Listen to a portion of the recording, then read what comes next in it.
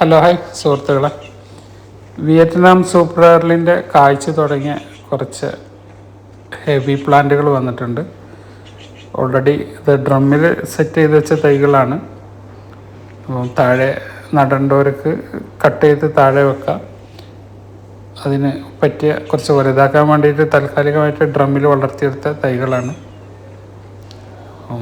Already ചക്ക കായ്ച്ചു തുടങ്ങിയ തൈകളാണ്. അധികമൊന്നുമില്ല, ഒരു 5-10 തൈകൾ മാത്രമേ ഉള്ളൂ. വിയറ്റ്നാം എയർലി ഒരു ഓൾ സീസൺ ജാക്കാണ്. വലിയ വലുപ്പമുള്ള ചക്കകളൊന്നും ഉണ്ടാവില്ല, ഒരു മീഡിയം ചക്ക കായ്ക്കുന്ന തൈകളാണ്. അപ്പോൾ കൊമേഴ്ഷ്യലി ഇടിച്ചക്കയ്ക്ക് വേണ്ടിയിട്ടാണ് ഇത് കൂടുതലും കൃഷി ചെയ്യുന്നത്.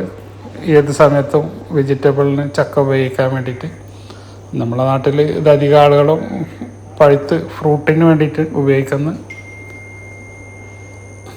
അപ്പോൾ എന്തിനു വേണമെങ്കിലും ഉപയോഗിക്കാൻ പറ്റിയൊരു ചക്കയാണ് നമ്മളെ വിയറ്റ്നാം സൂപ്പർ എയർലി. നമുക്ക് ഏത് സമയത്തും ചക്ക കിട്ടുക എന്നുള്ളതാണ് വിയറ്റ്നാം സൂപ്പർ എയർലിൻ്റെ പ്രത്യേകത. അപ്പോൾ മധുരമുള്ള ചക്കയാണ്. അപ്പോൾ അതിന് ചിലർക്കൊക്കെ ഒരു കറുപ്പ് കുത്തൽ അങ്ങനെയൊക്കെ ഒരു വരാറുണ്ട്. ബോറോൺ ഡെഫിഷ്യൻസിയാണ് അതിന് കാരണം. അപ്പോൾ അതിന് ട്രീറ്റ് ചെയ്താൽ ആ പ്രശ്നങ്ങളൊക്കെ ഒഴിവാക്കാം. അതാണ് അതിൻ്റെ ഒരു ന്യൂനതയായിട്ട് പൊതുവെ കാണപ്പെടാറ്.